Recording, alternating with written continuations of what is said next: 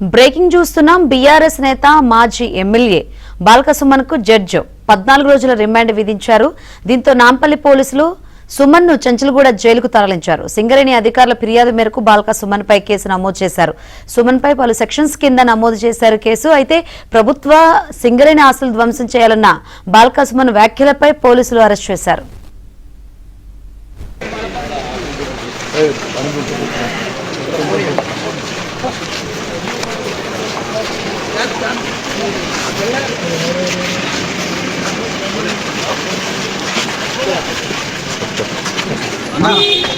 चलो ना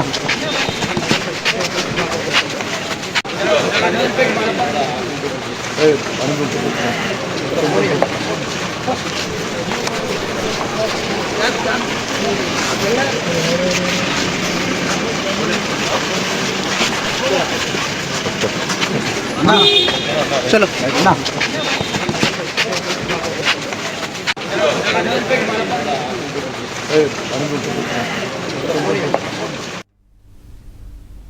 బీఆర్ఎస్ నేత మాజీ ఎమ్మెల్యే బాల్క సుమన్ కు జడ్జి 14 రోజుల రిమాండ్ విధించారు.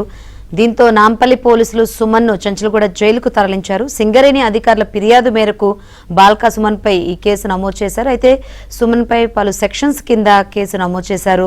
మరిన్ని వివరాలు అందించేందుకు మా ప్రతినిధి శశి సిద్ధంగా ఉన్నారు. శశి, జడ్జి 14 రోజుల రిమాండ్ విధించిన కారణంగా ఇప్పుడు బాల్క సుమన్ ను చెంచల్గూడ జైలుకు తరలించారా? ఏంటి ప్రస్తుతం పరిస్థితి? బాల్క సుమన్ కు 14 రోజులు రిమాండ్ విధించడంతో నాంపల్లి పోలీసులు ఆయన్ను చెంచల్గూడ జైలుకు తరలించారు. రాత్రి 2:30 గంటల ప్రాంతంలో ఆయన్ను చెంచల్గూడ జైలుకు ఇటు పోలీసులు తరలించడం కూడా జరిగింది. అయితే రాత్రి మేజిస్ట్రేట్ నివాసం వద్ద ఒక హైడ్రామా చోటు చేసుకున్నట్టు కూడా చెప్పుకోవచ్చు.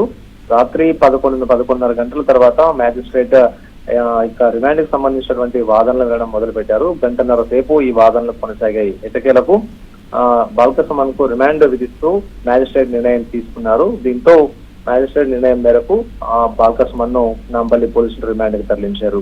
రిమాండ్ కి తరలించేటటువంటి సమయంలో కూడాను బీఆర్ఎస్ నేతలు కొంత ఆందోళన చేశారు. అయితే ఆయన రిమాండ్ కూడా అక్రమం అంటూ కూడా వారు పోలీసు వాహనాన్ని అడ్డుకునేటటువంటి ప్రయత్నం చేసినటువంటి సందర్భంలో పోలీసులు వారిని తప్పించి ఆ తర్వాత అక్కడ నుంచి చెంచల్గూడ జైలుకు తీసుకెళ్తున్న సందర్భం కూడా ఉంది.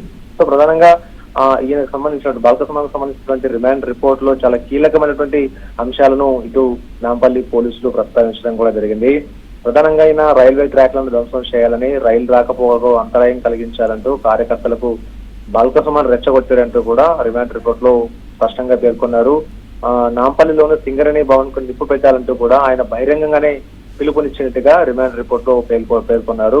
ఒకవేళ సింగరేణి భవన్ పై దాడి జరిగితే భారీ అగ్ని ప్రమాదంతో పాటు ప్రాణ నష్టం కూడా సంభవించేటటువంటి ప్రమాదం ఉందంటూ రిమాండ్ రిపోర్ట్ లో ప్రస్తావించారు. ఇదే కాకుండా ప్రభుత్వం ఒత్తిడి తెచ్చేందుకే విధ్వంసక చర్యలు మాత్రమే మార్గమని ప్రచారం చేసినట్లు కూడా కార్యకర్తల వద్ద ప్రచారం చేసినట్లు కూడా రిమాండ్ రిపోర్ట్ లో స్పష్టం చేశారు.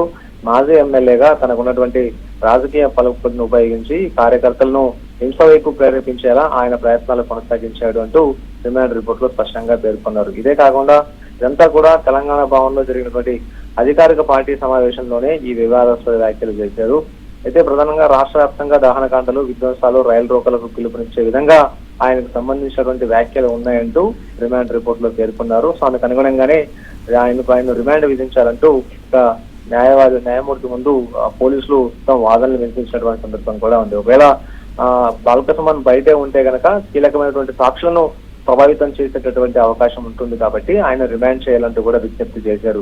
ఇప్పటికే ఎలక్ట్రానిక్ ఆధారాలను తారుమారు చేసేటటువంటి ప్రమాదం కూడా ఉందంటూ రిమాండ్ రిపోర్ట్ లో పేర్కొన్నారు. సింగరేణి యాజమాన్యం ఆ తర్వాత ఇతర సాక్షులను కూడా బెదిరించేటటువంటి అవకాశాలు కూడా లేకపోలేదు కాబట్టి బాల్క సుమన్కు రిమాండ్ విధించాలని కోరడంతో న్యాయమూర్తి అనుగుణంగానే బాల్క సుమన్కు రిమాండ్ విధించింది. ప్రస్తుతం చెంచల్గూడ జైల్లో బాల్క సుమన్ ఉన్నారు. శంకర్. ఎస్ శశి.